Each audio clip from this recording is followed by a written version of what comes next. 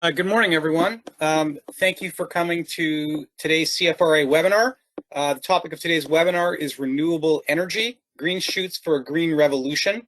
And with me on the call today are going to be Andrzej Tomczyk, equity analyst at CFRA, and Paige Meyer, senior equity analyst at CFRA. Just for some background, I cover the fossil fuel space of the economy, so I focus on oil and gas. Paige covers the utility sector, and Andrzej covers both the oil and gas and the utility sectors. So we're going to be talking about renewable energy through the perspective of both of those sectors, with a little bit more of a focus on the utility side. Next slide, please. So just briefly about CFRA. CFRA really focuses on fundamental equity research, and we blend that with forensic accounting research techniques. We cover 11 sectors, 68 industries, more than 100 sub-industries. We have a unique holdings-based analysis that we apply to more than 1,800 ETFs, over 15,000 mutual funds. We put that all together into market commentary, sector insights, portfolio guidance, individual stock research, and recommendations. Qualitatively, we have research on more than 1,500 global companies, far more than that from a quantitative perspective. All of this, focusing really to try to drill down diagnostics and risk assessment for individual companies, as well as at the industry level. Next slide, please. So research is all we do. We're an independent research firm. We do not manage money. We don't make trades. We don't have an asset management arm. We're not trying to compete with our clients' offerings. All we're trying to do is provide differentiated, actionable insights that our clients can use. Next slide, please. So our agenda for today. First, why renewables now? Why are we talking about this today? Second, renewable energy. Where do we sit today? Let's talk about some context to understand the state of renewable energy. Third, from an innovation standpoint, where are we? What are the moonshots that people are trying to innovate? Fourth, Europe is ahead of the US. Europe's green revolution started a while ago. So what kind of lessons can we learn from that experience? Fifth, we're going to talk about the growth drivers for renewable energy to take us to the next level. What's likely to really be the catalysts that are going to drive us forward. Sixth, we're going to drill down into individual US utilities. Who are the renewable leaders? Who are the renewable laggards? And lastly, we're going to talk about renewables and how much of a disruption or threat that is to the fossil fuel space. So first thing, why renewables now? Why are we having this conversation? So renewables have a lot of momentum. And just to kind of briefly summarize this, let's take a look at some comments that have been made by the International Energy Agency, the IEA, in their medium-term reports. One comment from October of 2016, another one from 4 years later. So let's look at the left side of the page first. Renewables expected to cover more than 60% of the increase in world electricity generation over the medium term, which means the next 5 years, and closing the gap with coal. Now, fast forward 4 years, November of 2020, renewable is expected to meet 99% of global electricity demand, virtually all of it, between 2020 and 2025. And by 25, the share of renewables in total electricity generation surpassing coal-fired generations. So before it was simply closing the gap with coal, and now we're talking about passing it. Next slide, please. So it's not just that renewables are gaining share, it's also gaining more attention from ETF and mutual fund managers. So the chart on the left shows you assets under management tied to ESG factors. The blue bars show you how much in trillions of dollars have been tied to ESG strategies. Back at the beginning of 2014, about 6.6 trillion was tied to such strategies. By the beginning of 2020, that had almost tripled to 17.1 trillion. In terms of percentage of assets, it's gone from roughly 20% in the orange line there up to almost 35%. So clearly, ESG is gaining more attention from the folks who are managing money professionally. Now, if you look at the chart on the right, ESG is a broad topic. It's environmental, it's social, it's government. There's all kinds of different factors that folks might be looking at from an ESG perspective. But if you ask them, what are the most important things that you are looking at to guide your investment strategy, the number one topic from an ESG standpoint by far is climate change and carbon. You can see the other ones, anti-corruption, board issues, and so on, but clearly climate change, the amount of money tied to that is much higher. Next slide, please. So it's not just that investment firms are paying attention, the big energy firms are starting to pay more attention as well. So the chart on the left is a review of key terms that have been used in ExxonMobil's quarterly earnings calls 2018 through 2020. And so I picked out a couple of terms that I thought were worth investigating. One was, how many times have you cited the word Permian, either by management saying it or analyst questions where the analysts are questioning? And then secondly, how often are you using some variant of the phrase low carbon or low emission? And thirdly, how often are you using a phrase like renewable or wind or solar? And you can see that in 2018, topics like low carbon, low emissions, wind, solar, virtually non-existent in ExxonMobil's quarterly earnings calls. That started to change in 2019, and by 2020, you can see the number of times that either Exxon or analysts were talking about low carbon or low emissions or some variant thereof was actually dwarfing how many times people were asking about the Permian or talking about the Permian. So it's clearly started to get more attention from a firm like ExxonMobil. Now, if you look at the chart on the right, there's a reason for this. ICLN is a clean energy ETF. XLE is a fossil fuel-based ETF, and actually Exxon and its chief rival, Chevron, make up somewhere between 40 and 45% of the assets in the XLE. And you can see that in 2018, neither one performed especially well, but in 2019 and since then, this clean energy ETF has vastly outperformed the XLE. So it's hitting ExxonMobil in the pocketbook. It's clearly getting more attention from investment firms, and that's why you started to see Exxon start to pay more attention to this as well. Next slide, please. So now that we've talked about why today, we're going to start giving you some context, setting the landscape for where we are in renewable energy, and I'm going to turn it over to Andrzej Tomczyk. All right, thanks a lot, Stu, and good morning, everybody. So Stu just did a really good job at painting the picture of why we should care about renewables now. And I'm going to give you an overview of the renewable markets today. And also I'll compare different types of renewable energy. And we'll also look at some of the recent trends. Next slide. So first I want to highlight the main types of renewable energy. And I'll give you a little background on each as well. So geothermal energy generates electricity by leveraging the heat from beneath the Earth's surface. And essentially what happens here is that wells are dug deep underground to access steam and hot water, and that's eventually used to drive turbines.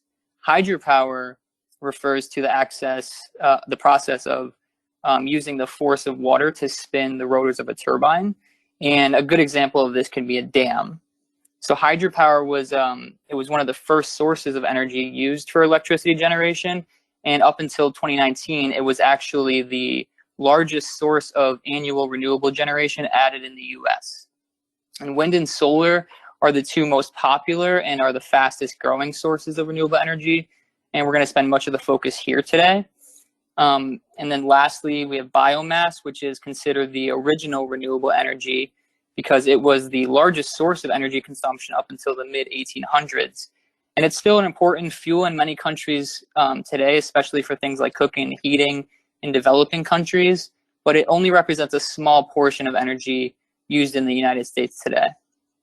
Next slide, please.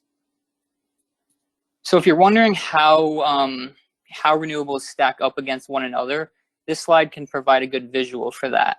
And you can see in these two charts that hydropower, geothermal, and solar thermal generation have been relatively stagnant in terms of incremental capacity since the 1990s, while solar photovoltaic, which is also known as solar PV, and wind have been growing exponentially, with much of that growth beginning between 2005 and 2010. And for context, solar thermal differs from solar PV because it uses sunlight to heat water, and it's not primarily used for turning on your lights like solar PV is used for.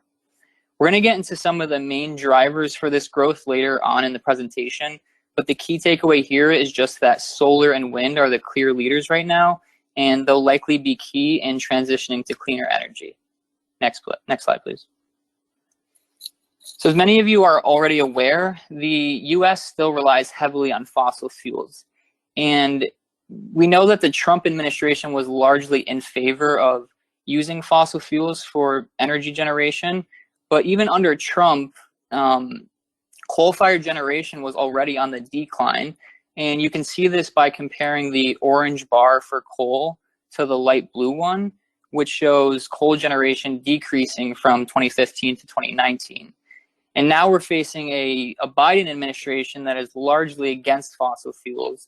And we're expecting an acceleration of these coal retirements to be supplemented with more renewables like wind and solar, which, as you can see, are still relatively low in the pecking order. And the important thing to understand here is that retiring coal capacity is not a one-for-one proposition when thinking about adding excess renewables for replacement. In fact, significantly more renewable capacity must be built to replace the same level of fossil fuels, because renewables don't work nonstop like fossil fuel plants. So renewables like wind and solar, they either use the energy immediately or they can store it for a short period of time. And that's unlike coal and natural gas, which can tap into those sources as needed. And this is the reason why, as you can see on the chart on the right-hand side, that renewable energy supply will more than triple the demand for electricity through 2025. So in other words, we need that excess renewable capacity to address the electricity demand that the fossil fuel plants will no longer be addressing as they retire. Next slide, please. So looking at some of the recent trends, we can see that renewable energy markets were resilient in 2020 despite the pandemic. And in fact, renewable generation increased by almost 15% in 2020, despite total electricity generation dropping by 2.5%. And part of the reason comes from retiring coal plants, as overall coal generation was down about 20% last year.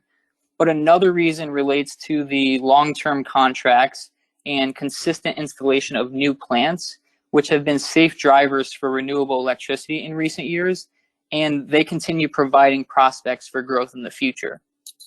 And the markets have obviously anticipated this growth, being the forward-looking engine that it is, and you can see that by doing a simple returns analysis, which is what we've done on the right-hand side. Renewable electricity producers posted more than double the return of the S&P 500 over the past year.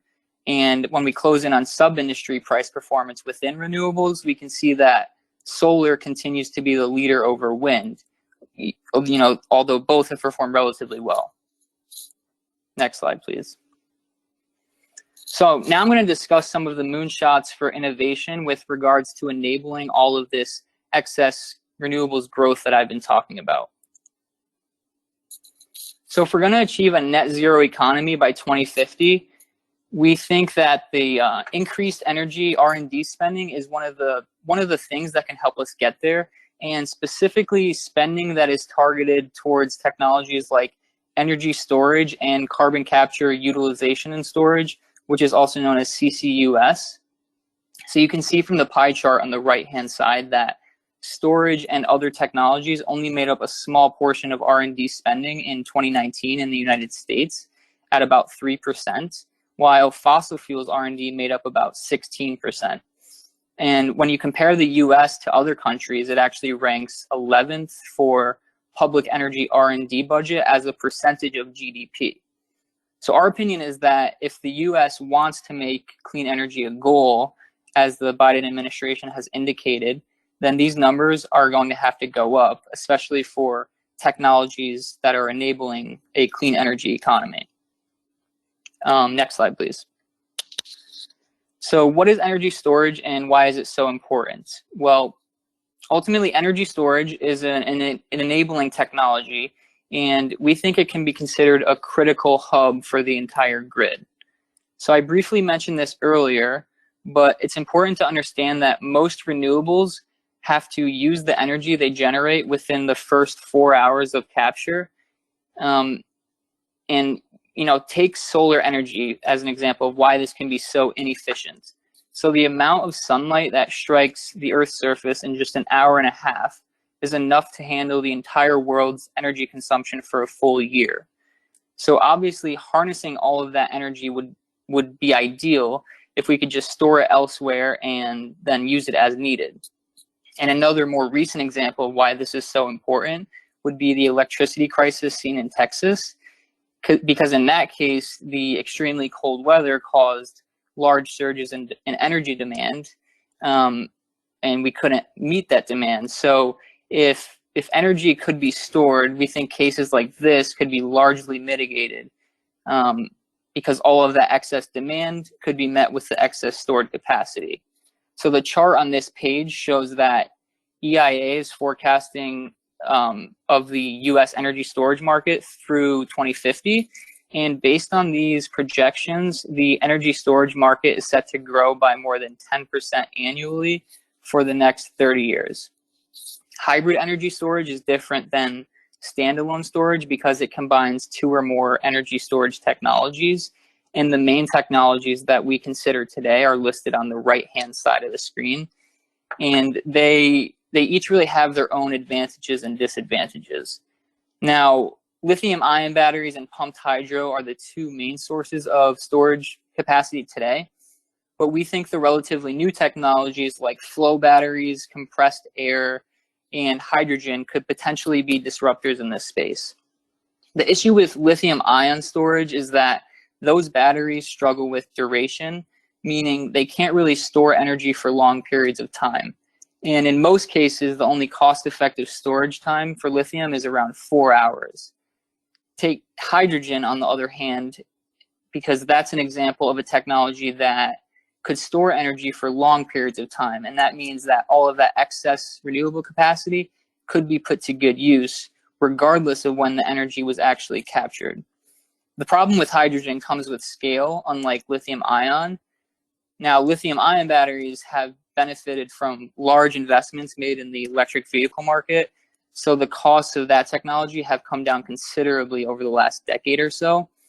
So we can see that the issue here really comes down to more investment to bring those costs down. And given the secular shift to increasing renewables and the inevitable need for better storage capacity, we think that the most complex storage technologies will be benefiting from increased scale, the same way that solar and wind have over the past decade or so. Next slide, please. And CCUS is the other major disruptor, and it involves technologies that capture carbon emissions and then redirect those emissions underground. And while the general consensus has considered this technology too expensive in recent years, project development has been on the rise since 2018.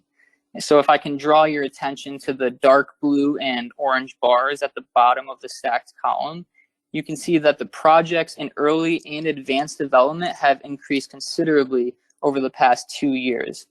And if all of these projects were to proceed, the amount of carbon capture per year would more than triple. So most of these new projects have been announced in either the United States or Europe, but we're expecting more of these announcements to be made globally as governments around the world look to continue abating their carbon emissions. So I'm now going to pass it off to Paige, who is going to discuss some of the renewable trends that we've been seeing in Europe. Thanks, Andrzej. So I'm going to talk about Europe, as Europe is a little ahead of the US in the energy transition, to try to see what we can learn from them. If you look at the red star on this graph, you'll see 11% of the US energy consumption came from renewable sources in 2019. To compare, the 28 countries in the European Union surpassed that 11% mark back in 2008. In just 10 years through 2018, which is the latest data available, the EU share of energy consumption from renewables has surged 58% to 18% of their total energy consumption. Next slide, please.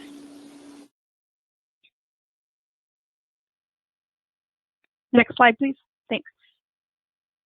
So here is a really interesting company named Ørsted AS in Europe. It's an electric utility from Denmark. If you look at the orange line, you'll see that Ørsted has seen its forward EV to EBITDA valuation multiple increase by 255% to 18.7 times as of early March, up from only 5.3 times back in 2016, the year it IPO'd. At its peak in January of 2021, it hit as high as 32.6 times. So this company was actually previously an oil and gas producer. Its name was Danish Oil and Natural Gas Company. It focused on commodity production in the North Sea near the UK. Ørsted launched a campaign in 2009 to try to reinvent itself from one of the most carbon-intensive electricity generation systems in Europe, emitting a third of Denmark's total carbon dioxide, to a renewables-focused producer. Back in 2009, 85% of its power and heat production was from fossil fuels, or black, and 15% was from renewables, or green. Ørsted aimed to swap this ratio to 15% black and 85% green within 30 years, but instead was able to accomplish it in just 10 years. Ørsted also divested its oil and gas assets in 2017.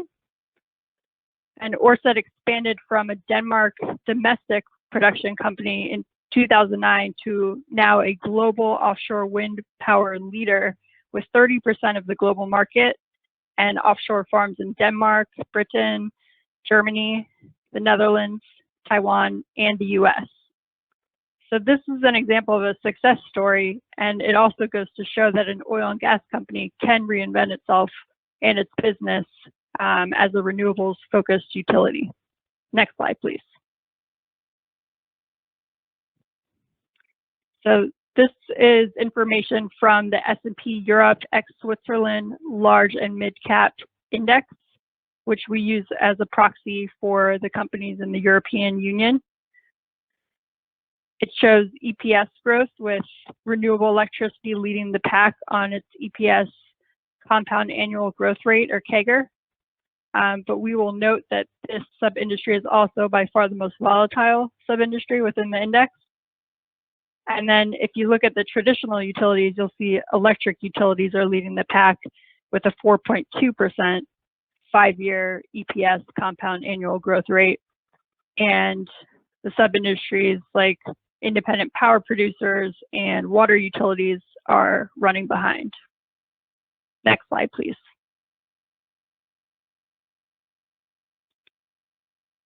So this chart shows valuation.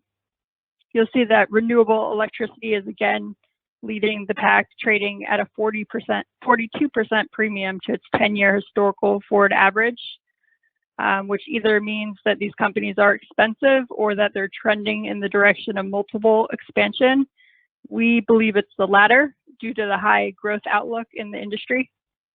You'll also notice that 11.8 times price to cash flow is higher than all the other sub-industries, and it's a 50% premium to the index average. Next slide, please.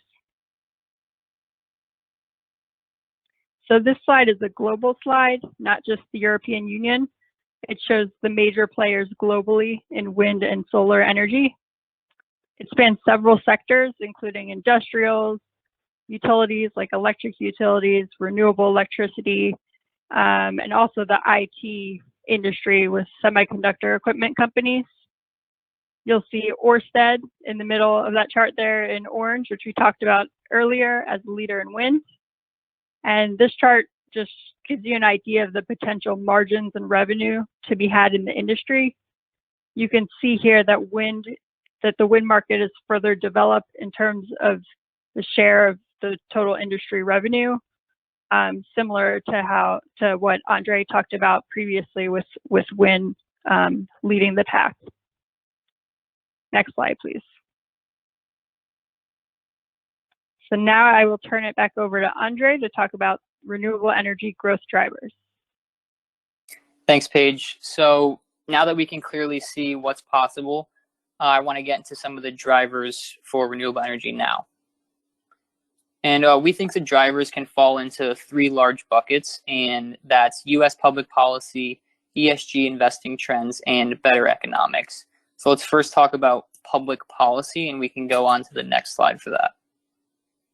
So some states in the US have better clean energy policies than others, and it's not surprising that those states tend to have higher renewable installations than the other states.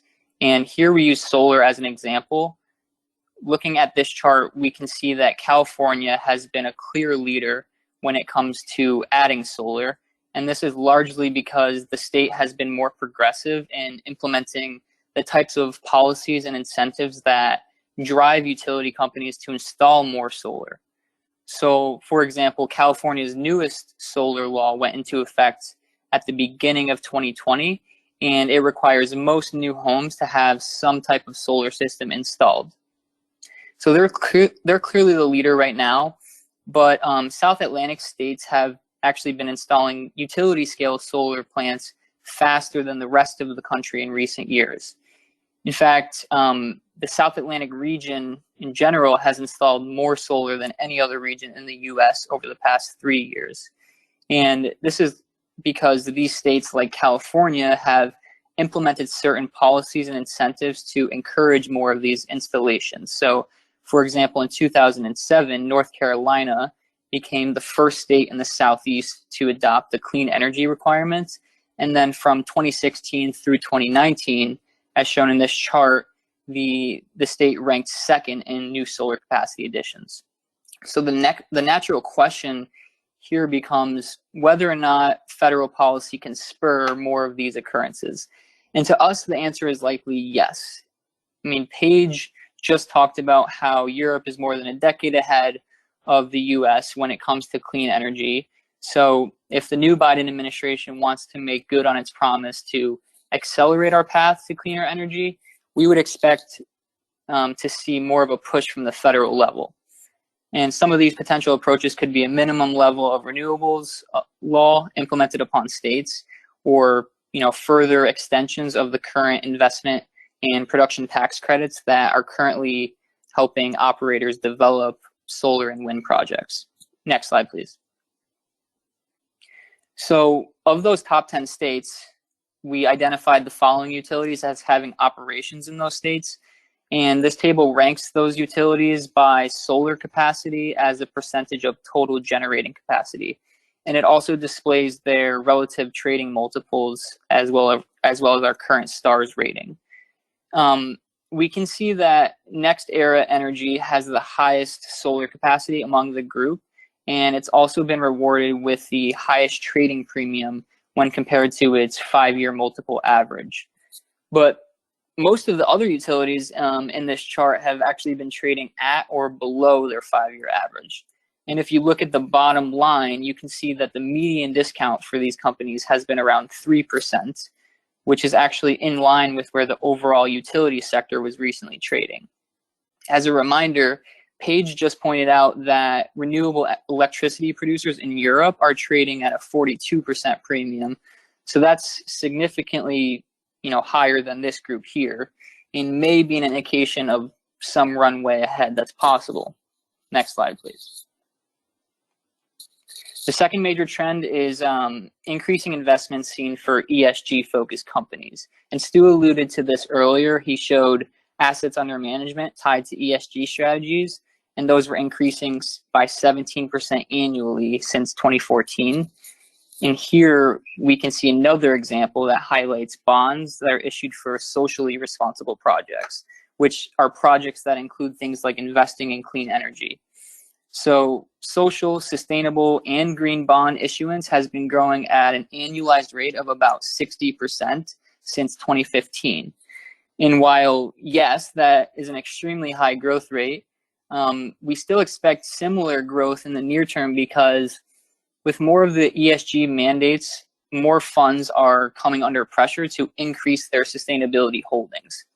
So with more of these investors looking to back projects like this in the future, we're expecting utilities to incur incrementally cheaper debt sourcing, meaning investing in these, clean energy infrastructure projects will eventually become less risky from a financing perspective as well.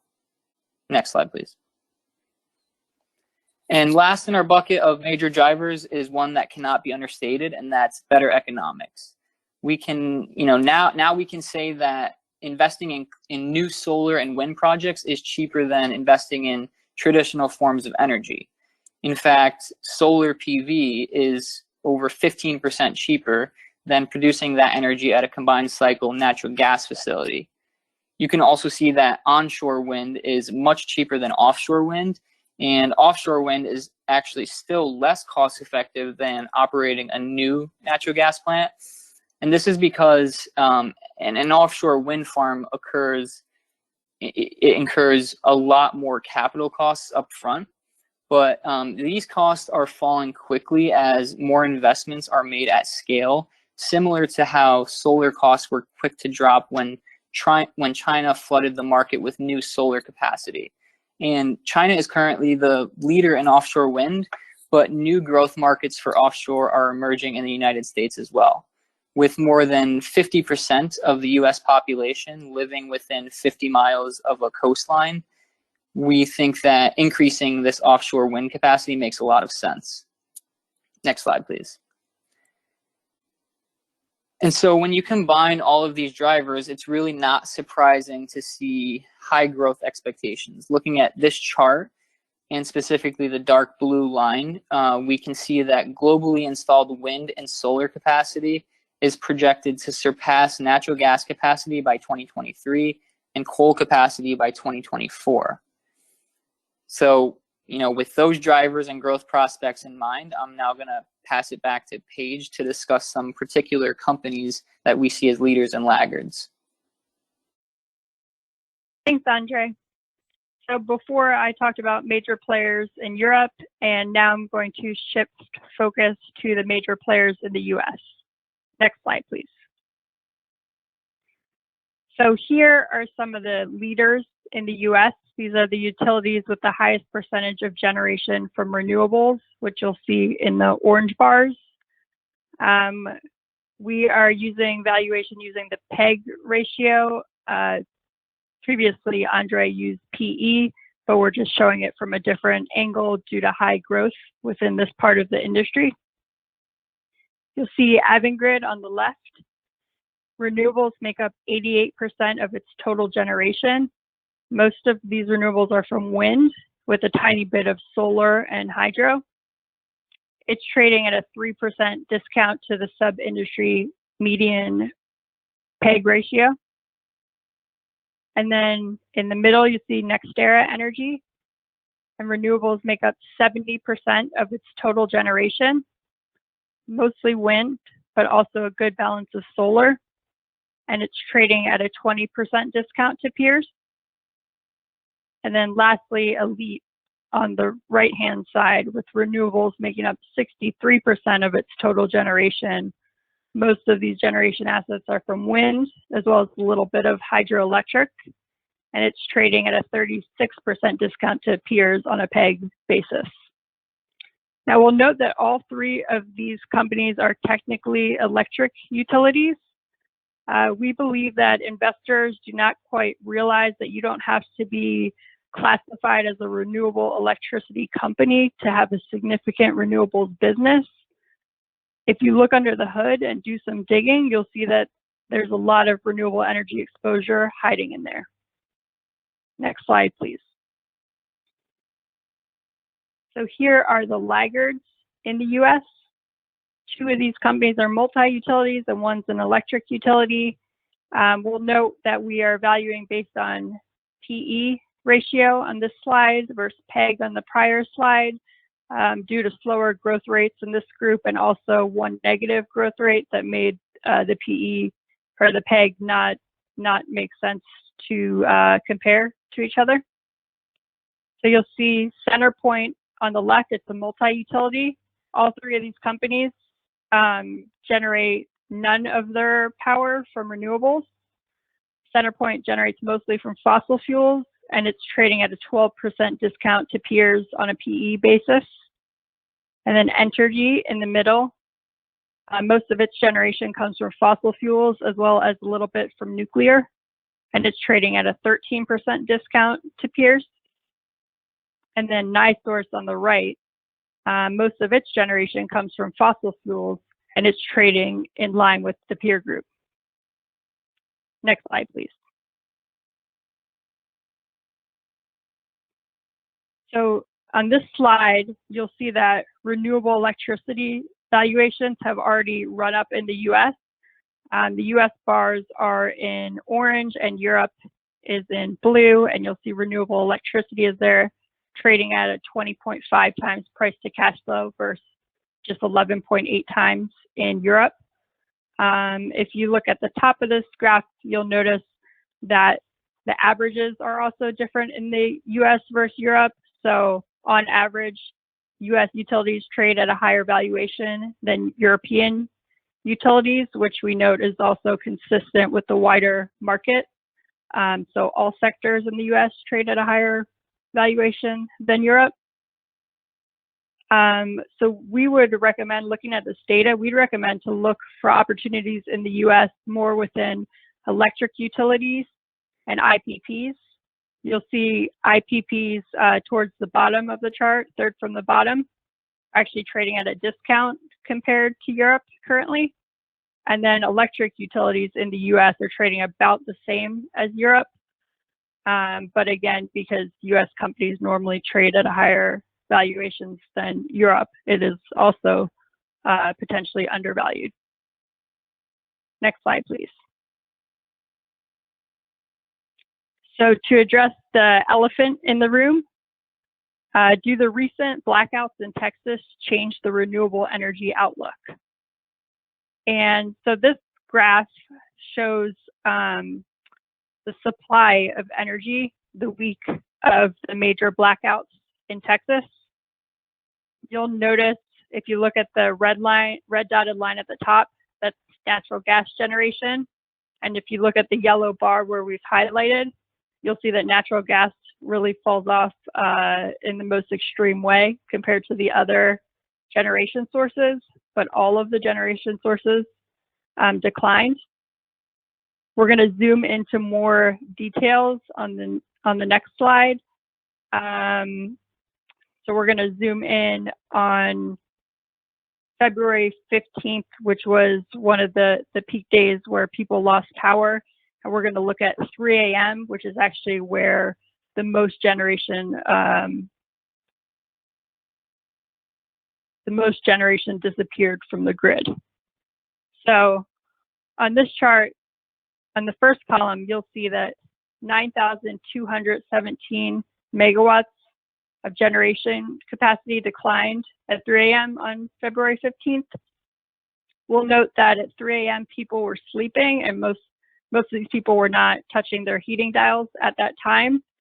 So demand was still sky high because that day was around 14 degrees and the day before was at 25 degrees versus the low 50s and high of 70s earlier in the week. And then if you look at the rightmost column, you'll see that actually 98% of this decline in supply came from natural gas and coal. So renewable energy was not to blame for the blackouts because the data just doesn't support this thesis. And we'll also note that solar never would have been a contender for power at 3 a.m. Sometimes the discussions of reliability versus intermittency get conflated. The real culprit here was an underinvestment in weatherizing equipment across the entire power sector. And in utility industry lingo, this is called storm hardening. And then the deregulated structure in Texas may also need to be revisited to see who can regulate and either incentivize or require companies from all generation sources to make these investments to bring the grid up to be able to handle more extreme weather. Next slide, please.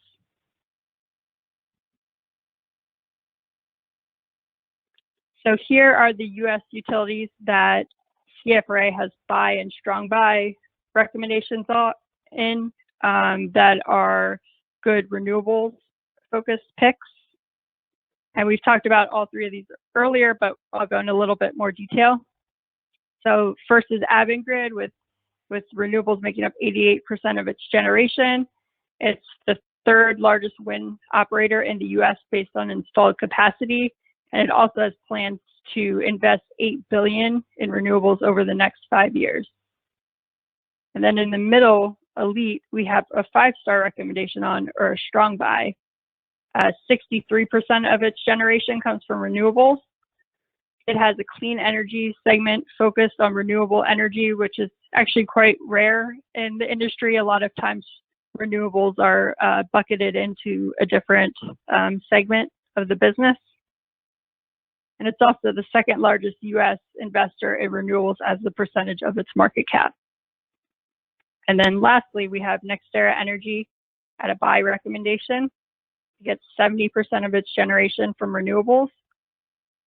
It has the largest existing wind and solar portfolios globally and plans to construct 23 to 30 gigawatts of new renewables by 2024. And it also has a stated goal to reduce its carbon emissions rate 67% by 2025 from its 2005 base level.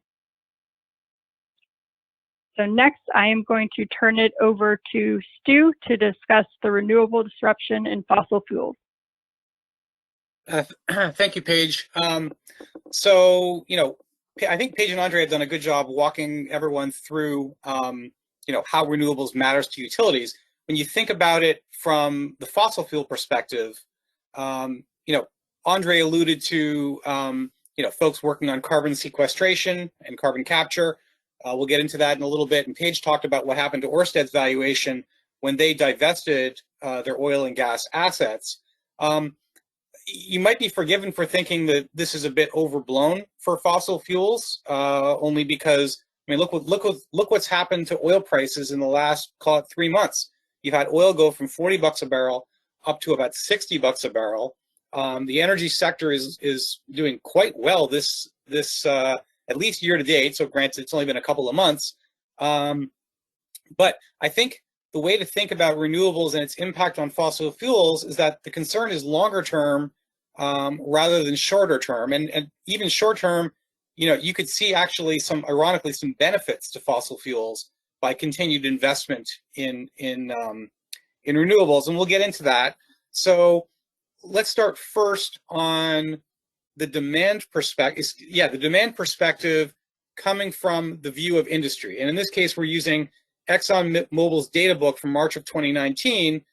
ExxonMobil does a very good job kind of thinking and articulating long-term where they see the industry going, both from a demand and a supply perspective.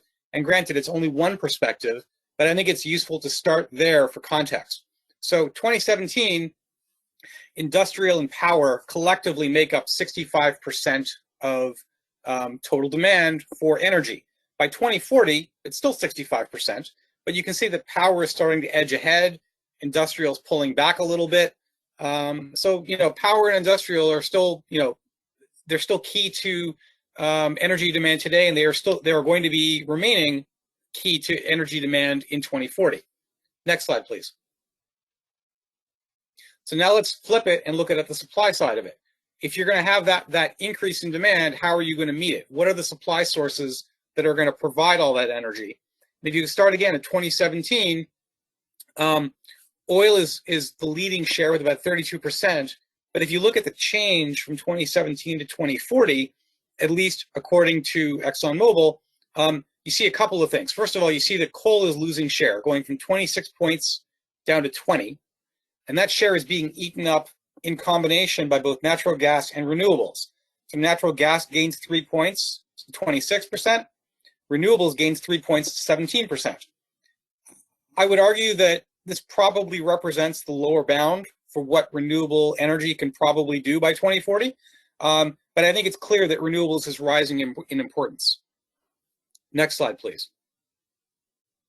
Now, let's take a look at renewables in terms of just transportation. This is a slide based on data from BCG, the consulting firm. And what I'm looking at here is global car sales the projected percentage of units that do not have internal combustion engine powertrains. So in 2020, that collection of cars makes up about 22% of global car unit sales.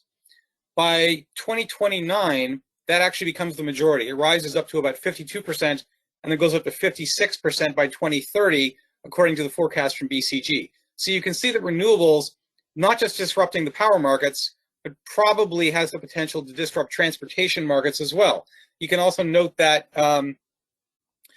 you've got folks like GM, for example, that have talked about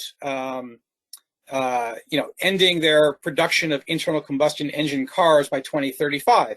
I think GM is looking at charts like this and saying, we need to prepare ourselves for, the next, end phase of car demand. Next slide, please. Just quickly on solar and wind power, Andrzej already alluded to this, that solar and wind fairly competitive against natural gas advanced combined cycle plants. That looks to be the same, again, between 2023 as well as in 2040, based on estimates from the EIA. Next slide, please. Going back to Exxon again, renewables is, even with Exxon, renewables seems to be rising in importance over the long term. The orange bars here represent the incremental global demand for energy by source, 2040 versus 2017. So the collection of geothermal, solar, wind, and biofuels, the second largest collection of incremental global demand, surpassed only by natural gas. Next slide, please. Today in the US, power markets represent about 40% of annual demand for natural gas. It's been drifting down a little bit in the last couple of years as gas prices have moved up. But I think even if you were to extend this chart out to 2040, you would still see electric power and industrials capturing the lion's share of the demand for natural gas in this country. Next slide, please. Now I'm going to sort of go into the political angle to climate impact that Andrzej had talked briefly about, mainly from the state level, and we're going to kind of get into federal policy.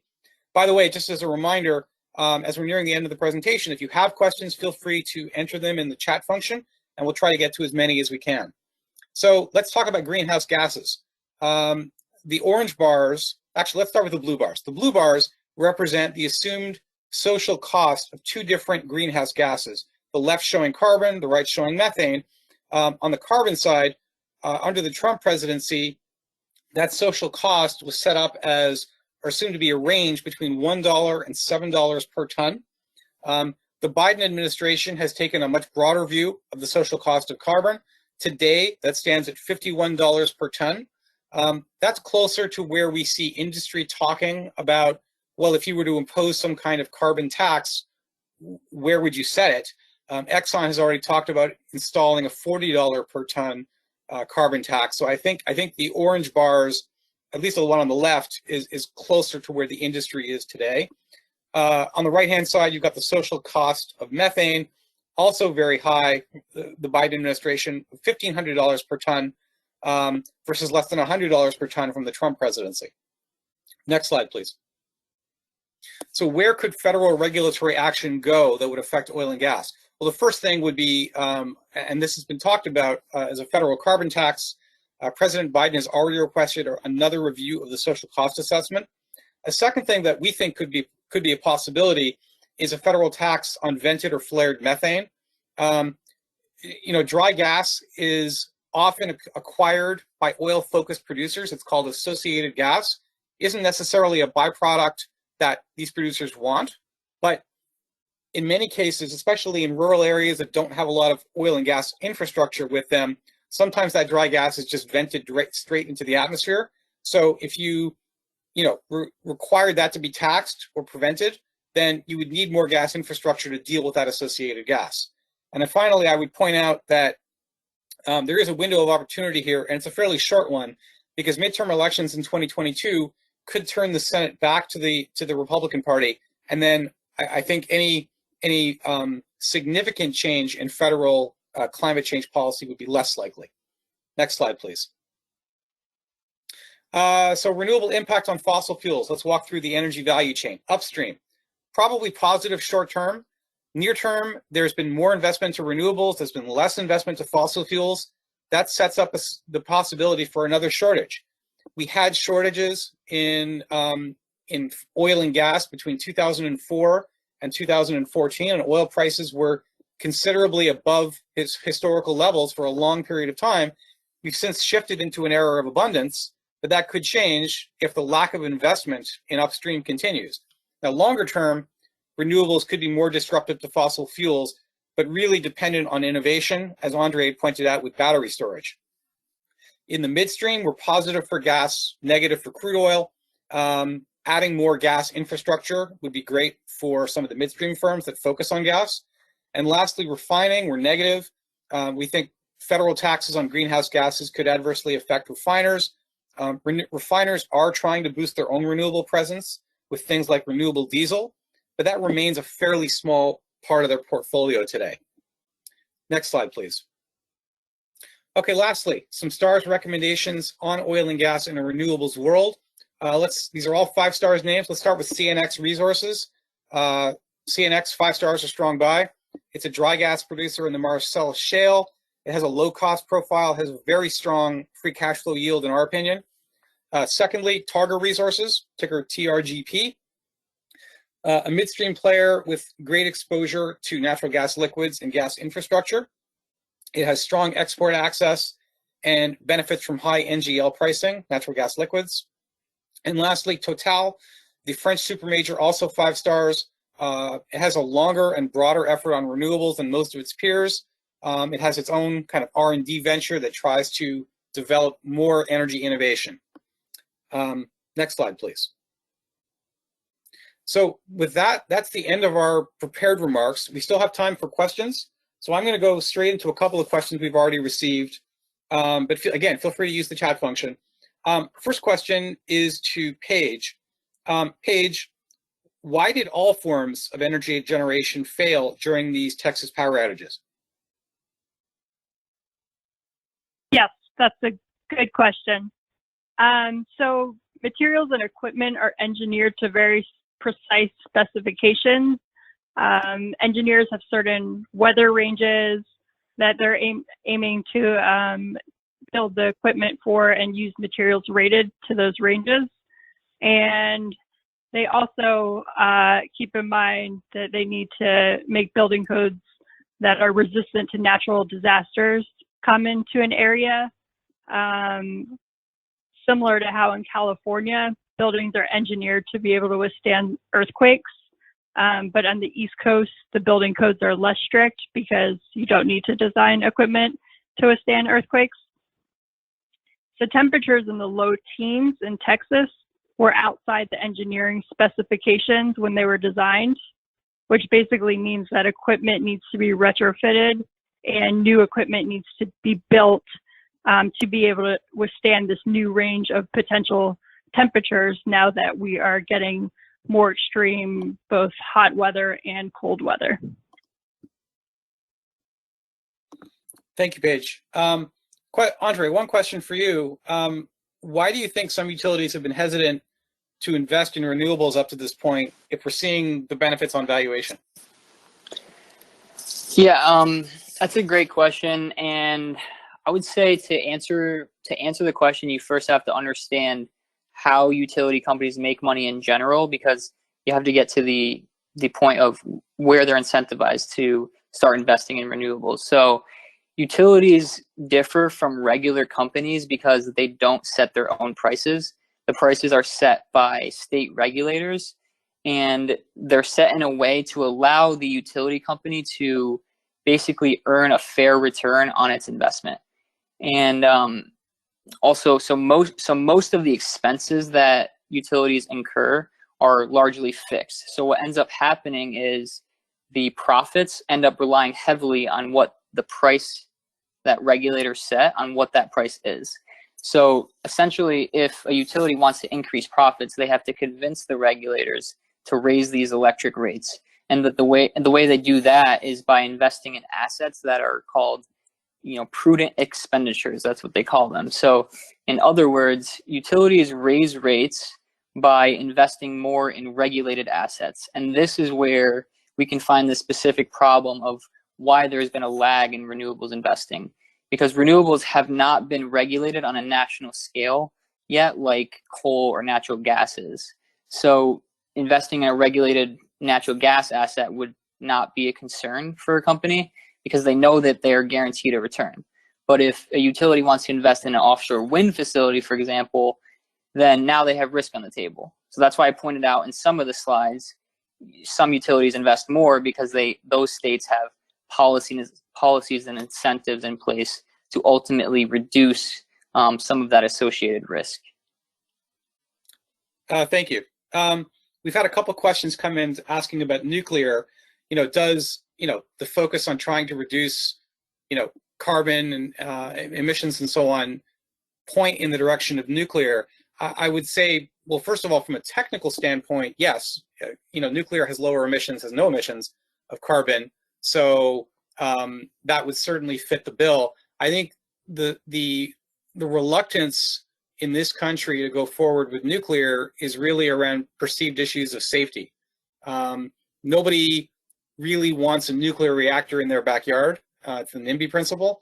So I personally don't see a high call on nuclear in this country.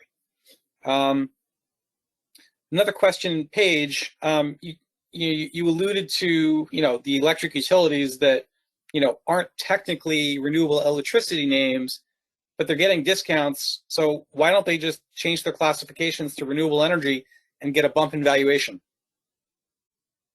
Yes, that's a good question as well. The short answer is that they can't. I'm sure they would love to, but unfortunately their industry classification is managed under what's called the GICS framework. And electric utilities fall under the utilities industry versus renewable electricity companies fall under an industry called independent power producers. Independent power producers basically operate outside the traditional utility grid owned, maintained, and regulated by a public entity framework. So it's basically a slightly different business type. They're cousins, but utilities are much more regulated than independent power producers. Okay, thank you. Andrzej, briefly, we've got time for one more question before I finish up. Offshore wind costs are high. What do you think drives those down to more competitive range? Yeah, so I guess I'll give a little bit of what's driving the growth now for onshore, because I think some of that is going to drive offshore as well. In the United States, so the main stimulants I would say for driving growth offshore has and will continue to be purchase power agreements, which are already largely in place, as well as tax credits, and then enhanced renewable portfolio standards. So those are, I guess, the three policies and incentives for more investment in the short run.